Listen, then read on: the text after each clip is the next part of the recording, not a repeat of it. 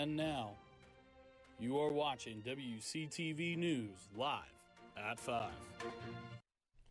Welcome to WCTV's Newscast. I'm Stone Mangus. And I'm Brady Donovan. As of this week, Waynesburg University has a new chaplain. Michael McKenzie tells us more. On September 30th, Waynesburg University introduced Anthony Jarrell as the university's new chaplain. Jarrell, a Waynesburg graduate, didn't think initially his path would lead him back to Waynesburg after spending time as a student and a resident director at the university. This was not, as I like to say, on my bingo card, that this was something like this was going to be a possibility to return here to my alma mater. But it's a joy. I love the students that we have here. I love the so many of the faculty and staff are still people who have been here even from when I was a student. So it feels like a homecoming for me in a lot of ways. Chaplain Jarrell has traveled a long road since his days as a student to his new position as chaplain, making stops in Morgantown and even Florida on his ministry journey.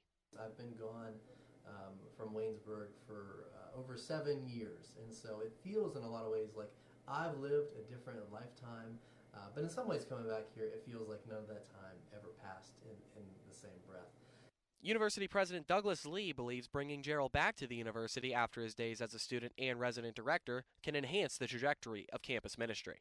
I think once again that highlights the importance of what we have here as someone who knows us, knows who we are, understands the mission, and understands the quality of students we have here. The September 30th chapel service was the first service led by Chaplain Jarrell, which ended up being a time of reflection from his previous days at Waynesburg. It's very surreal, but I'm also grateful. I think back to, again, so many previous generations of campus ministry staff and faculty and staff here at the university who played such a huge part in my story of believing in me and seeing me when I was a student and pointing me towards Jesus. Both Chaplain Jarrell and President Lee hope this move can continue the path Waynesburg University ministry is on. Really, it's about taking what great foundation has been laid here and moving it forward by engaging with the students, the faculty, with the leaders in the larger Christian community, both around Waynesburg and outside of Waynesburg. I have seen this university over the last several decades, honestly, really make a lot of growth and progress, and I really believe that as a school, our best days are ahead, and we're going to continue to provide a great education and experience for our students. A familiar face is back in charge of Waynesburg's Sports Information Department. Ethan Spazarski has that story. There's a familiar face back in an old position at Waynesburg University. Bobby Fox, a man who spent 16 years here previously as the sports information director, is back and excited to return to work. So the decision to come back to Waynesburg, there were a lot of different factors. I had taken a job in the corporate world, and some things changed there, some logistics changed, and just so happened that this job opened back up, and I really missed the work. I missed getting to work with the students, missed the excitement of being in athletics. And Fox, while being a seasoned veteran, knows that he has a lot to keep up with, especially from former SID Andy Stanko. Well, Andy Stanko did a fantastic job of expanding the social media footprint of Waynesburg University Athletics, so I'm looking to continue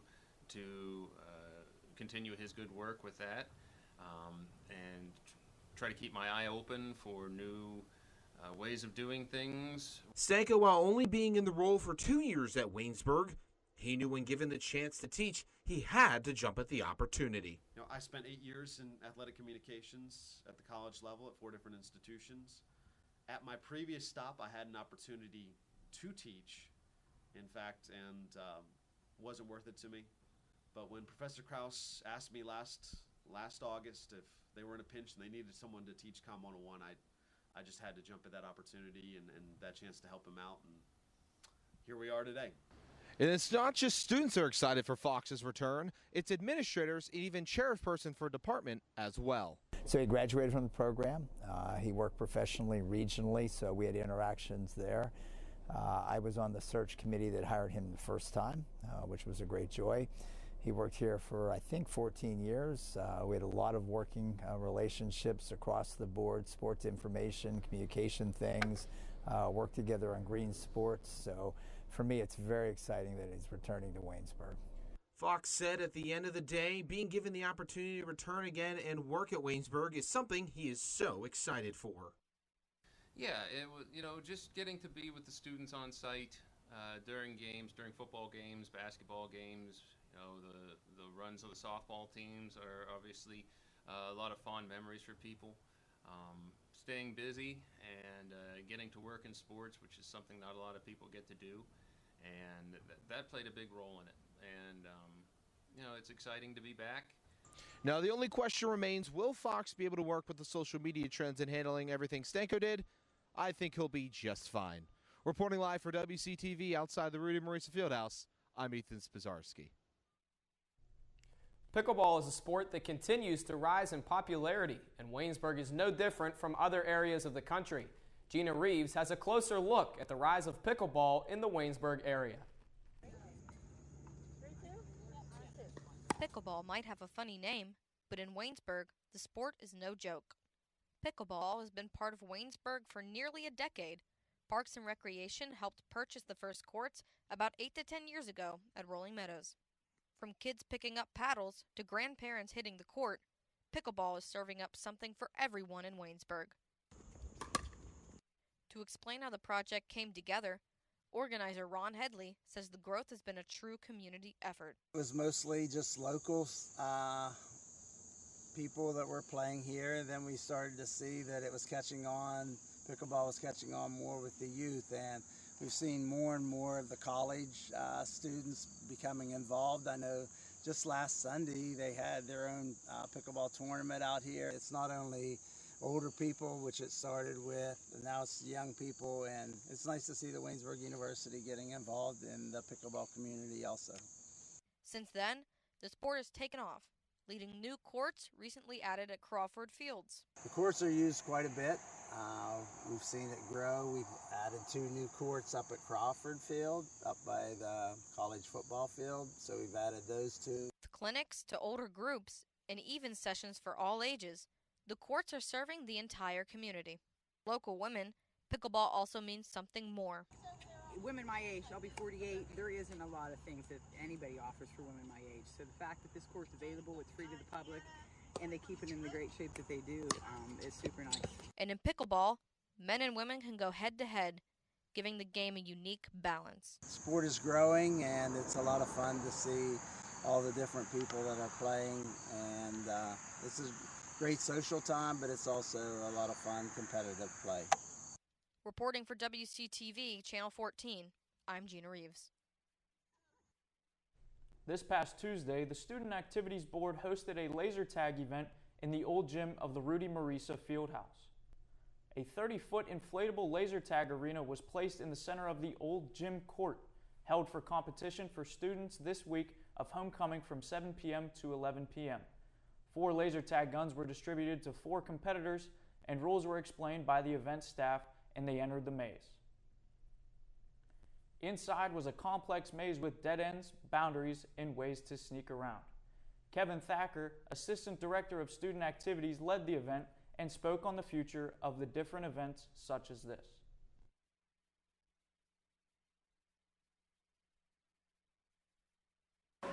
It's more of that we're trying to be innovative and just try to bring the best to the students. If we can't take them to anywhere, we try to bring things here. Just trying to think outside the box and try new things, right? We pride ourselves in doing a lot of things well, but the same things are done every year. So we try to bring some new things in, build some hype around it. For more events like this from SAB, find the toilet paper on campus or check My Connect. The Corner Cupboard Food Bank is an organization providing food to those in need around Waynesburg. It's also a place where students can get community service hours. WCTV's Seth Adams took a visit. Corner Cupboard, the local food bank located in Waynesburg, Pennsylvania, just across the museum, is a place where anybody can get their groceries, drinks, food, and supplies they need for everyday living. This is also a place where Waynesburg students can collect their community service hours and just a place to help the community. The people are all friendly, easy to work with, and is one of the most beneficial things in Waynesburg community. Apply yourself today. All the help is needed and is welcomed. You can contact them at the website or in person. Later tonight is the Waynesburg University Whiteout volleyball game. Continuing the homecoming festivities, the match starts at 6 at the Rudy Marisa Fieldhouse. Tomorrow is homecoming prep rally from 5 to 7 p.m. in Johnson Commons, where there will be inflatable jousting and bungee running.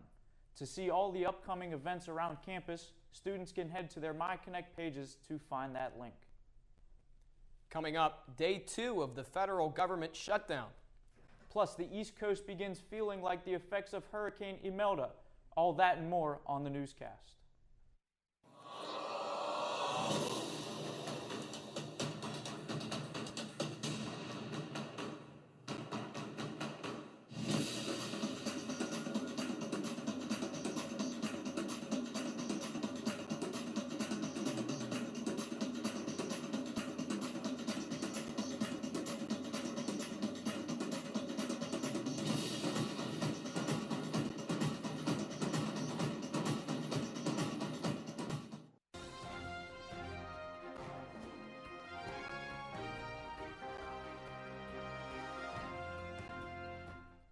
Welcome back to WCTV's Newscast. It's now day 2 of the federal government shutdown. Thousands of federal workers are staying home, reducing some services for Americans. Amy Kiley reports on the other potential ramifications of the budget impasse. Congress's first role is to make sure the government operates. We need to reopen the government. Leaders of both parties say the government shutdown is bad for the country, but they don't agree on how to fix it.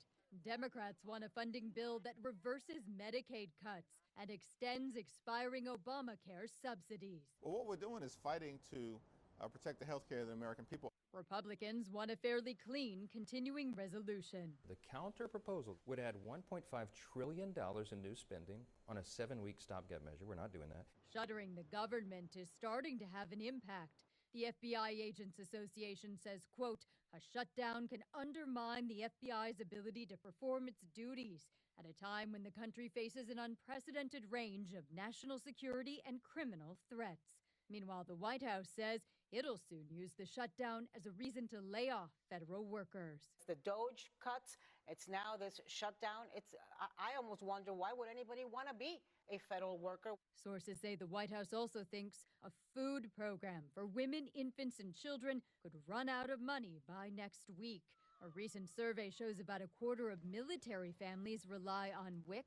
Service members are among the federal workers no longer getting paid. Our military families need a solution to this. I'm Amy Kiley reporting. The U.S. East Coast saw powerful waves due to Hurricane Imelda. Imelda was a Category 2 hurricane Wednesday afternoon with sustained winds of 100 miles per hour. It has now started moving toward Bermuda, but not before churning up dangerous surf, rip currents, and coastal flooding on the East Coast. As the storm continues to stir in the Atlantic, worse impacts are expected Wednesday night. Cheryl Hubbard has more. Got some major breakage. There it goes. This video shows the moment when a home collapsed into the Atlantic Ocean due to Hurricane Imelda. The storm, which formed in the Bahamas over the weekend, took down at least 5 unoccupied houses in Buxton, North Carolina on Tuesday, one eyewitness said. Can't imagine this happens anywhere else. 5 collapses within like 1 hour. This one's really tough because I kind of grew up on this street and lived on this street for a few years. Rough surf and coastal flooding have battered the region, with Imelda bringing rip currents and beach erosion along the East Coast. It's awful. Something that I think we all knew we might see one day, but there was a big part of us that hoped it wouldn't actually happen. Imelda on a collision course with Bermuda on Wednesday. According to the National Hurricane Center, by midday, it had strengthened to a Category 2 storm, packing winds of 100 miles an hour. Although moving further into the ocean, Imelda has left her mark on those now forced to rebuild what she has destroyed. We're going to need some help when it's over. We're going to need help moving forward. We're going to need help from the legislature, making some changes that allow us to help ourselves. And we've been screaming at semi-deaf ears, so it's time to get them unclogged. I'm Cheryl Hubbard reporting. Lisa Cook will remain working at the Federal Reserve, at least for now. President Donald Trump fired Cook from the agency in August after the administration claimed Cook had committed mortgage fraud. Cook called the charges against her, quote, manufactured, and a legal battle over the matter began. On Wednesday, the U.S. Supreme Court announced it would hear arguments in January. The High Court also deferred a decision on Trump's request to have Cook fired immediately, which means she will stay on the job. Analysts say this will be an epic showdown, highlighting the power of the White House and the Federal Reserve's independence. The Israeli military has intercepted dozens of boats sailing as part of the aid flotilla towards Gaza. They've detained dozens of passengers, including Swedish climate activist Greta Thunberg. Thunberg is seen sitting on the floor in a social media post by Israel's foreign ministry. The ministry said the passengers were being transported to Israel, where deportation procedures to Europe will start. Organizers labeled Israel's interception of the ships an illegal attack on humanitarians. Israel, however, said the activists were not interested in aid, but in provocation. Thunberg was deported from Israel in June after another Gaza-bound aid boat she was on was intercepted. That will do it for national news. Coming up next is Chase Maseko with business and entertainment. But first, we step outside with Braden King for a quick look at the weather. It's been just over a week since the first day of fall set in. Stay tuned on the newscast to see if the forecast changes over a new leaf.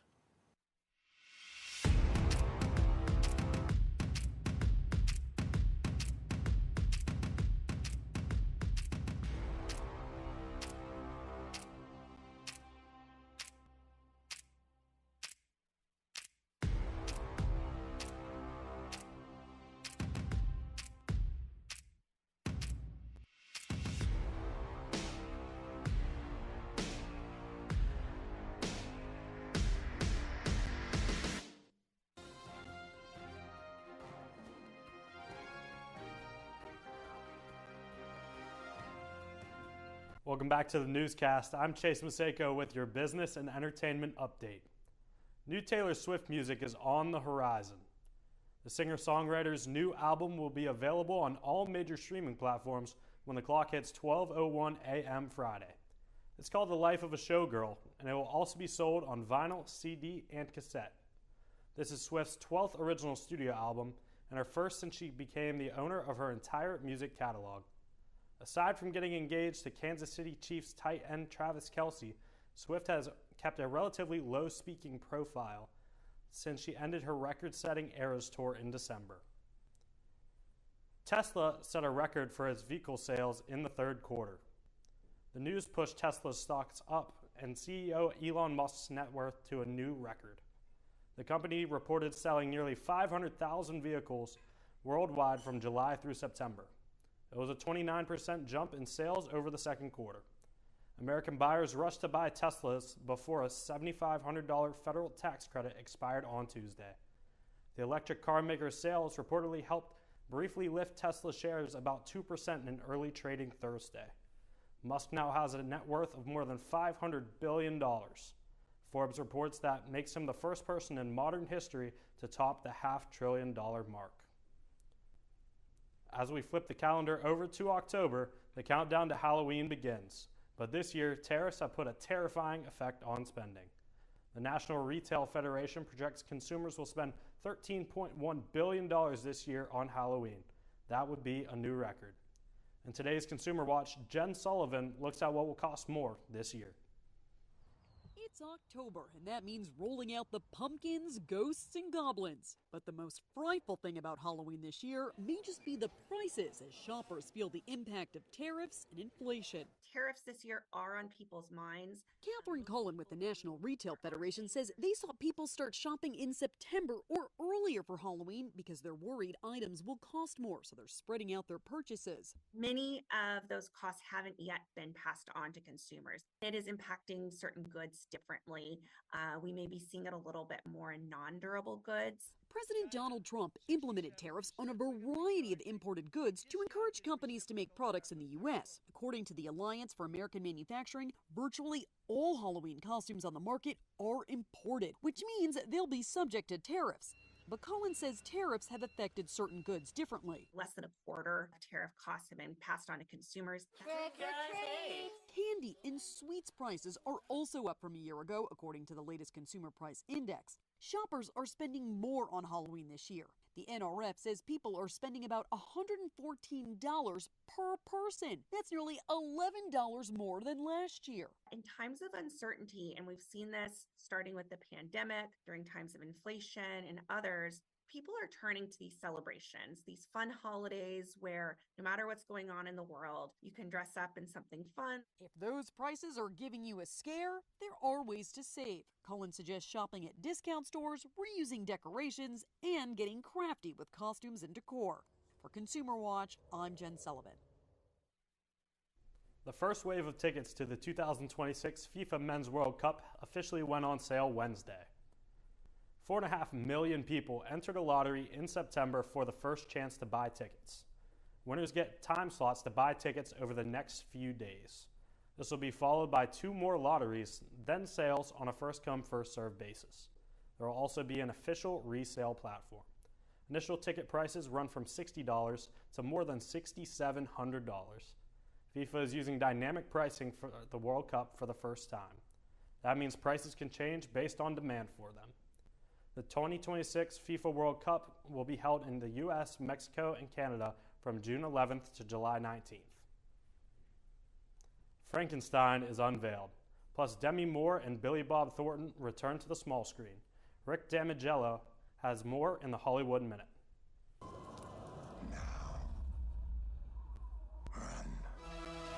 Frankenstein comes alive. This is a glimpse at Jacob Elordi's portrayal of the resurrected monster in Guillermo del Toro's take on the Mary Shelley novel. Oscar Isaac co-stars in the tense new film, which will have a limited theatrical release on October 17th before arriving on Netflix on November 7th. I want success. Get it for me. Demi Moore and Billy Bob Thornton face more oil drama. We have your first look at Season 2 of the hit drama Landman. The pair of stars will continue tackling the pressures of a Texas oil boom as new episodes premiere on November 16th on Paramount+. Walton Goggins is heading to video games. The actor will now portray his character from the TV series Fallout in the video game series from which the show is based. The Ghoul will be a major addition for the popular multiplayer game Fallout 76 and will be part of the upcoming Burning Springs expansion. In Hollywood, I'm Rick Damigella. That'll do it for your business and entertainment update. I'm Chase Maseko. When we return on the newscast, Seth Adams has your sports. Oh, I didn't see you there. I'm Mia Hinkins, and welcome to Buell Hall, home of Waynesburg University's Department of Communication.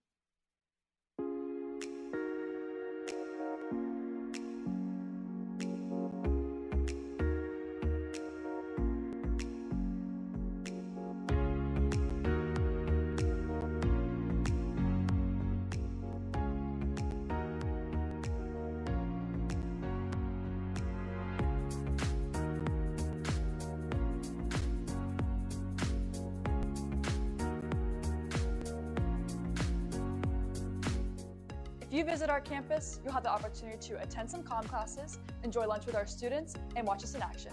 We hope to see you here soon at Waynesburg University. To schedule your personal visit, go to waynesburg.edu/admissions/schedule-visit. Come grow with us at Waynesburg University.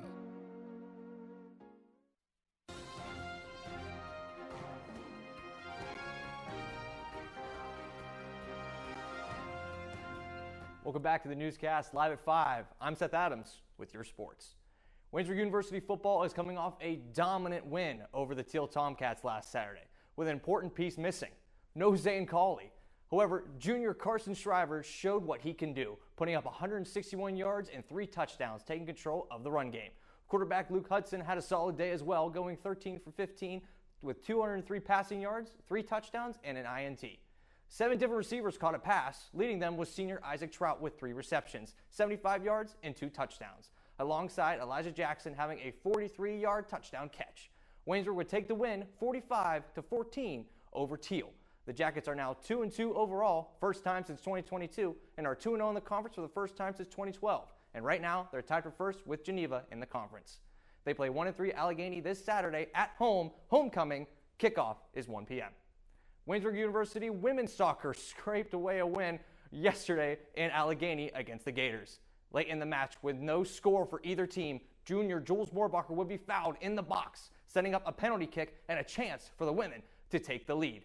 They sent senior Reagan Mittendorf to take the kick, and she nailed it, taking the lead 1-0. And the match would finish with a score of 1-0. Waynesburg has not let in a goal since September 10th, and it's October 2nd today. They are 8-1-1 overall and are 2-0-1 in the conference, tied with first place St. Vincent. They play 4-5-1 Washington Jefferson in Washington this Saturday. Match begins at 1 p.m. The Waynesburg University men's team also played Allegheny, obviously, and took an earlier lead from the Gators. This beautiful header from junior Zach Johnson would be the only Waynesburg score, and unfortunately, they would take a 2-1 loss. Both of the Gators' goals happening within 2 minutes of each other, one in the 35th minute and one in the 37th. Waynesburg is now 6-3-1 overall and 1-1-1 in the conference, tied for 5th. They play Dub J, who is 4-4-2 this Saturday. Women's tennis is having one of their best starts since 2014, sitting at 5-6 overall. Although they're coming off a loss against Geneva yesterday, they got their first conference win last week against Teal, the first one since 2020. They play non-conference Carlo this Saturday before returning to conference play against Grove City on Monday. Waynesburg University men's golf played in the Grove City Fall Invitational on Monday, finishing 6th out of 16. Senior Matt Carpeel finished tied for 8th place out of 97 others, shooting 1 over with a 73. Sophomore Alan Tiroli shot a 75, finishing tied for 16th, and junior Hudson Pinkovich shot a 76, tied for 20th. Their next invitation is their own Fall Invitational, held at Nemacolin Country Club in Bellsville on October 6th. Waynesburg University Volleyball plays home tonight. It's whiteout against Franciscan at 6 p.m. The team is 2-13 overall, looking for their first conference win. They're 0-4. They're coming off a non-conference win over La Roche last Saturday. The team was down 2-0 and would win the next 3 sets, taking the win in comeback fashion, with junior Christina Zadrozny totaling 14 kills and 9 digs, and freshman Mallory Boyd putting up 16 digs. High school football is a little over halfway through the season, and Greene County is swamped. California Trojans are playing the Carmichael Mighty Mikes in Carmichael's. The Jefferson Morgan Rockets travel to Best Center to take on the Bulldogs. Waynesburg Central Raiders play on the road against the Carleton Cougars. The Mapletown Maples play the Avella Eagles in Avella, and the West Green Pioneers play my alma mater, Benworth Bearcats. All games are at 7 p.m. The Steelers took the win in Dublin, Ireland last Sunday, defeating the Minnesota Vikings 24-21. A late pull on Jalen Warren meant Kenneth Gainwell had to step it up, and he delivered. Almost 100 yards and a handful of touchdowns helped tremendously in the Steelers' win. Metcalf has a season high in yards with 126, alongside catching an 80-yard touchdown pass from Aaron Rodgers, who had 200 in the air. The defense showed up too, getting 2 interceptions, one from Deshaun Elliott, one from TJ Watt. The defense also gathered 6 sacks and 10 tackles for loss. Although the Pittsburgh Pirates are not in the playoffs, baseball will continue in October with the wild card series that's finishing up today. Last night, the Cincinnati Reds were eliminated by the Los Angeles Dodgers, getting swept in the series 2-0. The Dodgers are set to play the Philadelphia Phillies in the divisional round, but the others are still in the air. All of the series are in Game 3. That includes the Detroit and Cleveland game, which is being played right now, and the score is 6-1 and going into the 7th. The San Diego Padres and Chicago Cubs just started about 15 minutes ago, and the Boston Red Sox and New York Yankees play tonight at 8:08. The winner of the Guardians and Tigers will play 2nd seed Seattle Mariners. The winner of the Padres Cubs will play number 1 Milwaukee Brewers. And finally, the winner of the Red Sox and Yankees will play the number 1 Toronto Blue Jays. That's all for me. That's all I got for your sports. Up next, we got Brayton King with your weather. Don't go anywhere.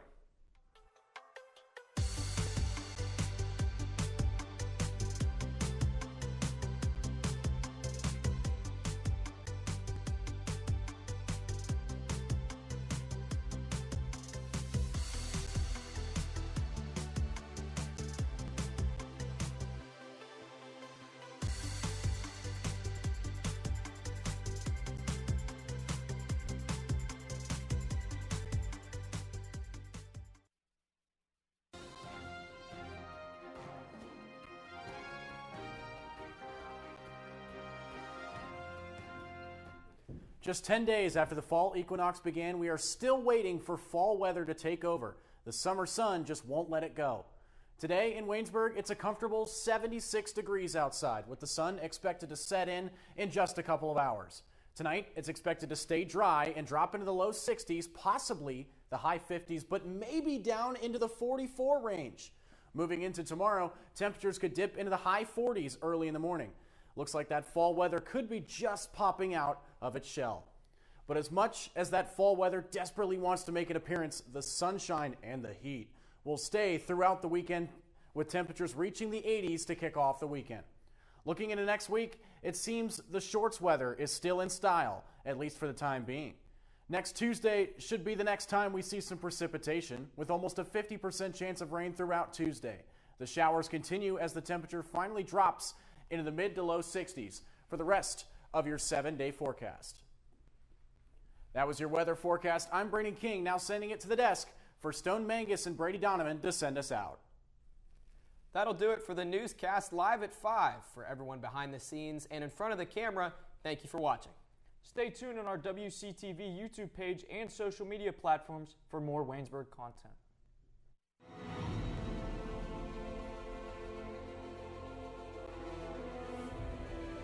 This has been a production of Waynesburg Community Television.